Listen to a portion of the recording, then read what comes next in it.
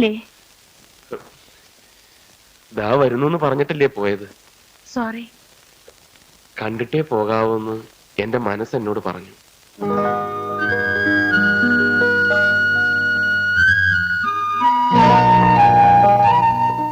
ഇത് തരാൻ മറന്നു.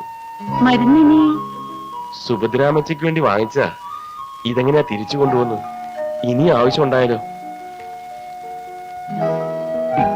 മരുന്നിരുന്നോട്ടെ, പക്ഷെ പണം ഇനി എന്തെങ്കിലും ആവശ്യം ഉണ്ടാവും. വേണ്ടെന്ന് പറയരുത്. എന്റെ അമ്മയെ പോലെ തന്നെയാ രാധികയുടെ അമ്മയും. വരട്ടെ.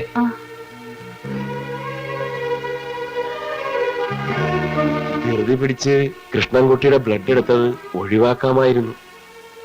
ഒരേ ഗ്രൂപ്പായിരുന്നതുകൊണ്ടാ പെട്ടെന്ന്. എന്തേ? ഞാനും അവനും പരസ്പരം വഴക്കൂടാറുണ്ട്. പക്ഷേ എനിക്കെന്നും അവനോട് സഹതാപമേ ഉള്ളൂ. അവന്റെ ദീർഘായുസിന് വേണ്ടി മനസ്സിലെന്നും പ്രാർത്ഥനയുമായി നടക്കുന്നവനാണ് ഞാൻ. എന്താ കാര്യം? ഏത് നിമിഷവും മരിക്കാവുന്ന ക്രൂരമായ ഒരു മാറാ രോഗത്തിനടിമയാണവൻ.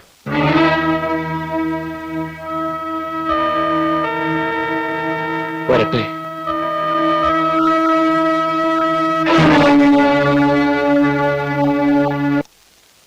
അപ്പോഴത്തെ ഒരു ഈഗോ കൊണ്ട് അങ്ങനെ പറഞ്ഞെങ്കിലും ഇപ്പൊ ഒരു വിഷമം. അങ്ങനെ പറഞ്ഞു എന്ന് വിചാരിച്ച് വിഷമിക്കേണ്ട കാര്യമൊന്നുമില്ല. നിനക്ക് അവളെ ഇഷ്ടപ്പെട്ടല്ലോ, എനിക്ക് അത്ര അറിഞ്ഞാ മതി. എന്നാലും അവനുമായിട്ടൊരു മത്സരിക്കണം എന്നാലല്ലേടാ ഒരു സുഖമുള്ളൂ. മത്സരിച്ച് നീ അവനെ തോപ്പിച്ച് നീ അവിടെ കഴിച്ചാൽ താലി കെട്ടണം.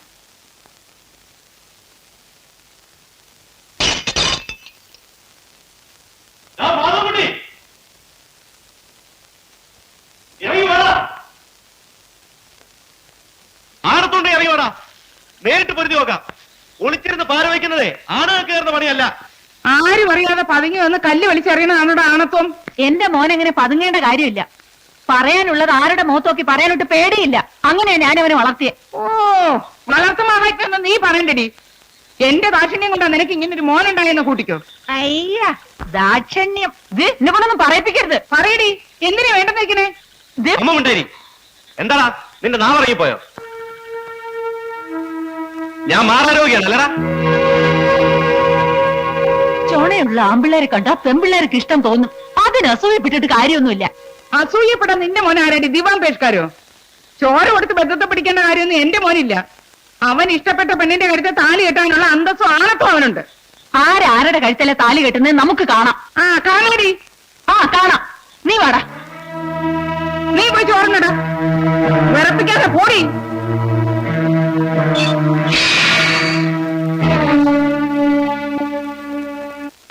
ആരുടെ അമ്മേനെ കെട്ടിക്കാനെ നീ ഇവനെ എഴുന്നള്ളിച്ചോണ്ട് അങ്ങോട്ട് ചെന്നത്? അമ്മയ്ക്ക് പ്രസവവേദന, മോൾക്ക് വീണവായന എന്ന് പറഞ്ഞ പോലെ ഇത്. ഇവിടെ ആര് വീണ വായതെന്ന് അച്ഛൻ പറയുന്നേ? ഇവിടെ ആരും വീണ വായിച്ചില്ലടാ പൊട്ട. ഒരു ഉദാഹരണം പറഞ്ഞു എന്നുള്ള പോത്തെ ഇനി അതിനെ പിടിച്ച് കയറിക്കോ. ഞങ്ങൾ അങ്ങോട്ട് തന്നെയാണ് കുഴപ്പം. ഞാൻ മാറാരോഗ്യം എന്ന് പറഞ്ഞാൽ തന്നെ യാതൊരു വിഷമമില്ല. നിനക്ക് മാത്രല്ല, നിനക്കും നിന്റെ തള്ളക്കും അവൾക്കും അവളുടെ മോനും ഒക്കത്തിന് മാറാരോഗ. വേറൊന്നല്ല, അസൂയ, കുശുമ്പ്, പൗശന്യം. ഇതൊന്നും മാറാതെ ഇവിടെ ഒരാളും രക്ഷപ്പെടുന്ന പ്രശ്നമില്ല. ഒരു പെണ്ണുള്ളതിനൊന്ന് ഇറക്കാൻ വേണ്ടി ബാക്കിയുള്ളവർ ഇവിടെ കിടന്ന് ചക്രശ്വാസം വലിക്കുക. അതിന്റെ ഇടയിൽ ദേ ചെറുക്കന്റെ ആൾക്കാർ വരുമ്പോ ഞാൻ പറയാൻ പോവാ എന്റെ മോളുടെ കല്യാണം നടത്തണില്ലാന്ന്, എന്റെ കയ്യിൽ പൈസ ഇല്ലാന്ന്. എന്റെ കല്യാണക്കാരി ഒരു അച്ഛൻ മുടക്കൊന്നും പറയണ്ട, അത് കൊയ്ത്ത് കഴിഞ്ഞിട്ടായാലും മതി. അതെന്താ നീ പാടത്ത് 12 പോണ്ട? ഒന്ന് വിളിച്ചോടി പോടിയവനെ. അച്ഛന്റെ അമ്മയുടെ മേക്കിട്ട് കയറുന്നത്. എന്നാ ഞാൻ നിന്റെ മേക്കിട്ട് കയറണം. എന്റെ സ്വഭാവം എനിക്ക് എന്നെ പിടികിട്ടില്ല കേട്ടോ. മെന്റലായ വിളിക്ക്. നീ വിളിക്ക്. അതല്ല, നീ വിളിക്ക്. അതാ അതിന്റെ ഒരു ശരി. അതുകൊണ്ടല്ല, മറ്റേവന് മാറാരോഗമാണെന്ന് പറഞ്ഞതൊരു പ്രശ്നമാവൂ. ഇതേപോലെ എത്രയോ മാറാ രോഗങ്ങളുടെ കഥകൾ അവര് കേട്ട് കാണും. അതൊക്കെ അപ്പോഴേ അവര് മറന്നു കാണും. അമ്മച്ചീന്ന് നീട്ടി വിളിക്ക്. അമ്മേ, ഇവിടെ നിന്നാണോ വിളിക്കേണ്ടത്? അകത്തോട്ടിതല്ലേ. നിന്നെ കോച്ച് ചെയ്ത് ഞാനൊരു വഴിയാവും.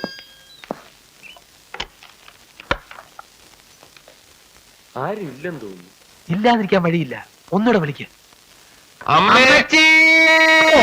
രാവിലെ തുടങ്ങി. മോളെ, ഭിക്ഷക്കാരും എല്ലാവരും ആയിരിക്കും. ഒരു പിടി അരി എടുത്തു കൊടുക്ക്.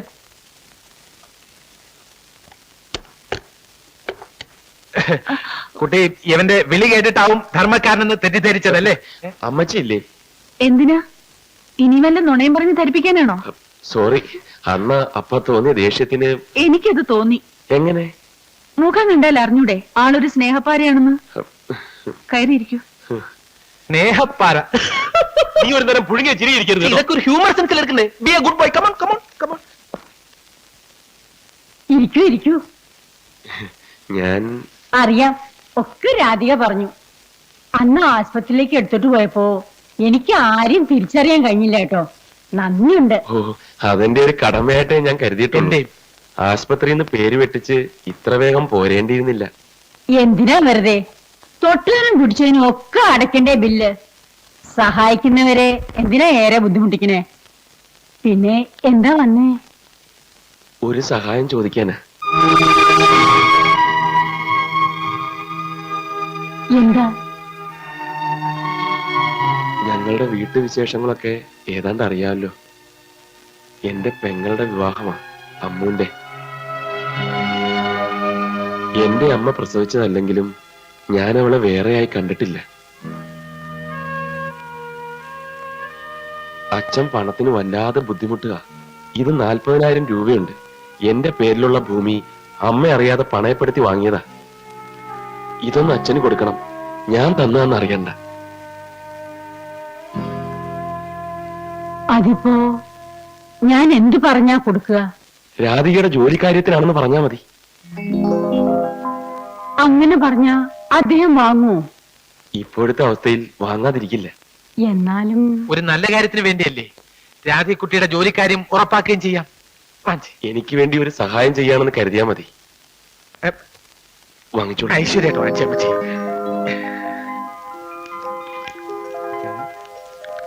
എന്താ ഇത്? മറ്റൊന്നും തോന്നരുത്. ഇന്നത്തെ കാലത്ത് ഒരു പെൺകുട്ടിയെ വിവാഹം കഴിച്ച് അയക്കാനുള്ള ബുദ്ധിമുട്ട് എന്താണെന്ന് എനിക്കറിയാം.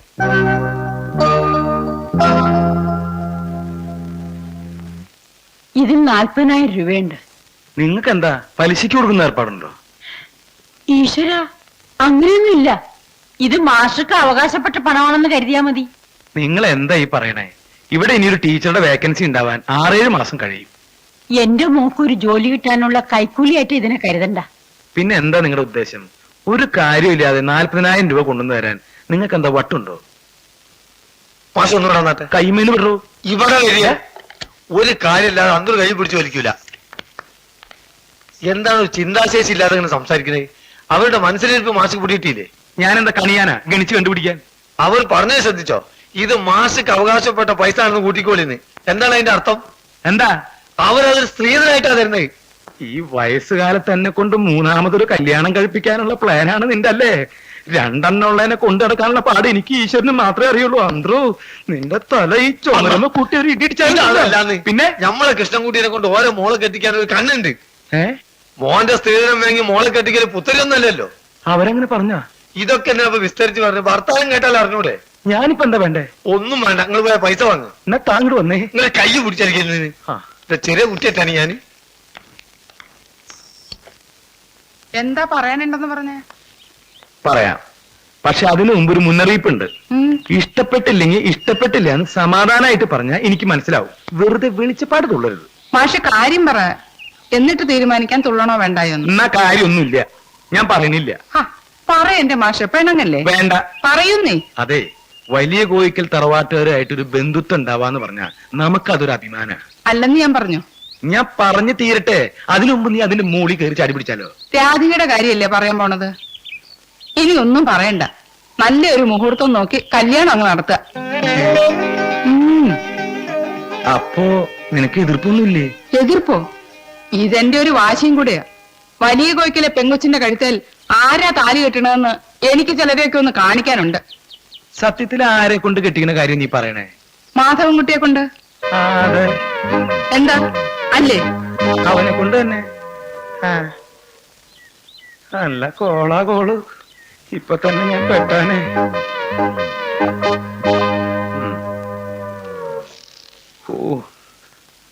ദേ, ആ കിട്ടണംകുട്ടിയെ കൊണ്ട് എങ്ങനെ കല്യാണം കഴിപ്പിക്കാൻ പ്ലാൻ വല്ലതും ഉണ്ടെങ്കിലേ അതങ്ങ് മനസ്സിൽ വെച്ചാ മതി. അതെന്താ കുഞ്ഞുലക്ഷ്മി നീ പോര് പറയണേ? കൃഷ്ണൻകുട്ടി ആയാലും മാധവൻകുട്ടി ആയാലും എനിക്ക് കണക്കല്ലേ? എങ്കിലും എത്രയും വേഗം ഇതങ്ങ് നടത്തണം. അല്ല, അമ്മൂന്റെ കല്യാണം കഴിഞ്ഞിട്ട് പോരെ? രണ്ടും ഒരുമിച്ച് നടത്താൻ എനിക്ക് എതിർപ്പൊന്നുമില്ല. രണ്ടും കൂടെ ഒരുമിച്ച് നടത്താന്ന് പറഞ്ഞാൽ എന്താ കുഴപ്പം? അല്ല, ആ കുട്ടി സ്കൂളിൽ ജോയിൻ ചെയ്തിട്ട് പോരെ? മതി. അതിന് ഞാനൊരു വഴി പറയട്ടെ. ആ പിഷാരടി മാഷിന് റിട്ടയർഡ് ആവാൻ 6 മാസം കൊണ്ടല്ലേ ഉള്ളൂ. മാഷെ കൊണ്ട് ലീവ് എടുപ്പിക്കണം. 6 മാസത്തെ ശമ്പളം ഒന്നിച്ചങ്ങോട്ട് കൊടുക്കാന്ന് പറഞ്ഞാ പോരെ? അത് കൊള്ളാലോ. നീ ഞാൻ വിചാരിച്ചത് പോലെയല്ല കേട്ടോ. മാഷ് എന്താ വിചാരിച്ചേ? ഒന്നുമില്ല. എന്നാലും ഒന്നുമില്ലെന്നേ. എന്നാ ഞാൻ പറയട്ടെ മാഷ് എന്താ വിചാരിച്ച? പറ. എനിക്കിത്തിരി ബുദ്ധി ഉണ്ടെന്ന്. എന്നാ ഇനി ഒരു സത്യം പറയട്ടെ. എനിക്ക് ബുദ്ധിയുള്ള കാര്യം എനിക്ക് മാത്രമേ അറിയാവൂ. അതങ്ങനെ കൊട്ടിക്കൊഴിച്ചുകൊണ്ട് നടക്കുന്ന സ്വഭാവം ഒന്നും എനിക്കില്ലേ. എന്റെ ഈശ്വര. എന്താ മാഷേ? ഒന്നുമില്ല. ഈ മാഷയുടെ കാര്യം. ഉം, ഉം.